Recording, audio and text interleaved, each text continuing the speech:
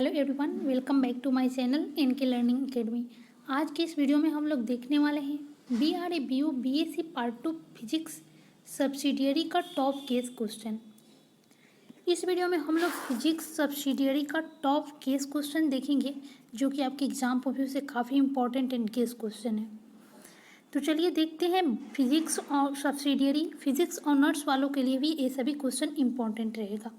आप लोग ये सभी क्वेश्चन को टिक कर अपने बुक में या गेस पेपर में टिक कर लीजिएगा और याद कर लीजिएगा।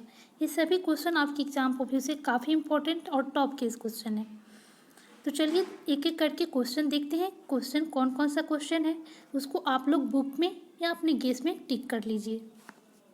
ग्रुप ए में आपको give an account of boundary condition existing at the surface of separation of two डाइइलेक्ट्रिक्स।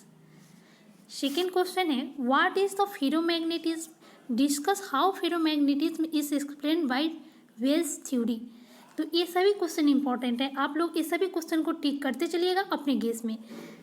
Discuss Langevin's theory, paramagnetism, print out its merits and demerits. ठीक है, मेरिट्स एंड डेमेरिट्स बताना है पैरामैग्नेटिज्म का। ठीक है, a point charge is placed at a distance d from an earth infinite conducting plate, find the electric intensity and density of induced charge at any point on the conductor. अब देखिए group B. तो group A में आपको ये सभी question important है, आप लोग इस सभी क्वेश्चन को याद कर लीजिएगा। ठीक है, जैसे फेरोमैग्नेटिज्म क्या है, तो फेरोमैग्नेटिज्म को आप लोग याद कर लीजिएगा। फेरोमैग्नेटिज्म का एक्सप्लेनेशन भी पूछा जा सकता है, वेव्स थ्योरी पे भी पूछा जा सकता है, तो इससे बहुत सारे क्वेश्चन बन सकते हैं। तो ये सभी क्वेश्चन को आप लोग टिक करके अच्छे से याद कर ले रहे हैं तो आप लोग अपने एग्जाम में अच्छे मार्क्स गेन कर सकते हैं। ठीक है, तो ये सभी क्वेश्चन को आप लोग अपने गेस में टिक कर लीजिएगा और याद कर लीजिएगा। ये सभी क्वेश्चन इंपॉर्टेंट है। जैसे लैंगविन्स थ्योरी, तो ये सभी थ्योरी को आप लोग टिक कर लीजिए और आप लोग इस सभी थ्योरी को पूरा अच्छे से पढ़ लीजिए और याद कर लीजिए। ठीक है, अब चलते हैं ग्रुप बी। ग्रुप बी में कौन कौन से क्वेश्चन इंपॉर्टेंट है आपके एग्जाम पॉइंट ऑफ व्यू से। What are Peltier's and Thomson effect, using the principles of thermodynamics establish a reaction between Peltier's coefficient and Thomson coefficient. तो ये भी क्वेश्चन इंपॉर्टेंट है, आप जिनका भी ऑनर्स है या सब्सिडियरी है दोनों के लिए इंपॉर्टेंट क्वेश्चन है। And EMF is equal to epsilon और sin omega t is applied across a capacitor C and a resistor R, obtained the expression for power in the circuit। ये भी क्वेश्चन इंपॉर्टेंट है। 7 number question देखिए, draw the circuit and explain the working of Carey Foster bridge. What is an isotopes, isotopes क्या है, discuss the construction and working of Aston's mass spectrograph. ठीक है, तो ये भी याद कर लीजिएगा। What is photo electric effect, photo electric effect क्या है, obtain Einstein photo electric equation. ये सब आप लोग अच्छे से क्लास 12th में भी पढ़े होइएगा। What is photo electric effect और Einstein photo electric effect. Describe the construction and working of CRO. Describe the construction and working of CRO. Describe for principle and working of GM counter. ठीक है, इसको भी आप लोग याद कर लीजिएगा। Growth of current in LCR, ये सभी पे शॉर्ट क्वेश्चन भी पूछा जा सकता है।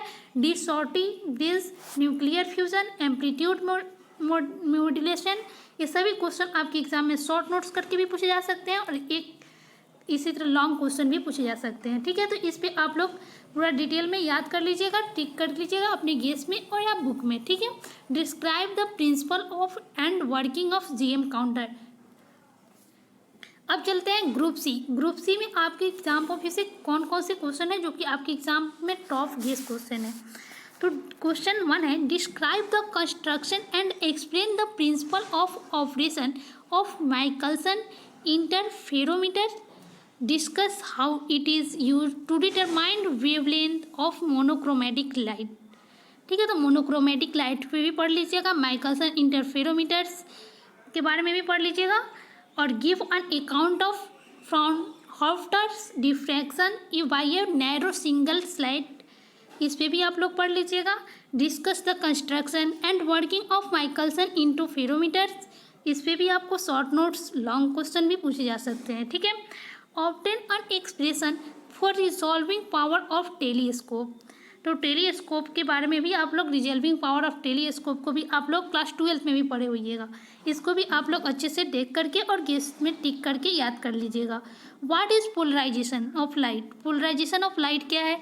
Discuss the method of production and detection of plane polarised light, तो ये भी आपके एग्जाम में पूछे जा सकते हैं, ये भी इम्पॉर्टेंट भी है और क्लास 12 में भी पढ़ना था, तो इसको भी आप लोग टिक कर लीजिएगा और याद कर लीजिएगा। Explain Fermat principle, use the principle to obtain the laws of reflection of light at a plane surface, plane surface पे रिफ्लेक्शन ऑफ लाइट के बारे में इस भी क्वेश्चन इंपॉर्टेंट है, आप लोग इसको भी टिक कर लीजिएगा।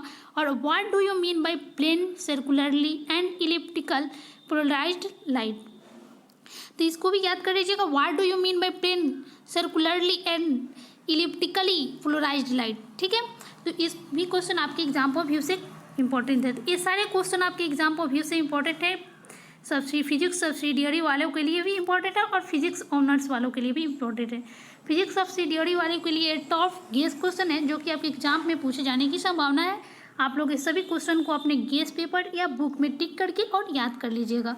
ये सभी क्वेश्चन आपके एग्जाम पॉइंट व्यू से काफ़ी इंपॉर्टेंट और टॉप गेस क्वेश्चन है।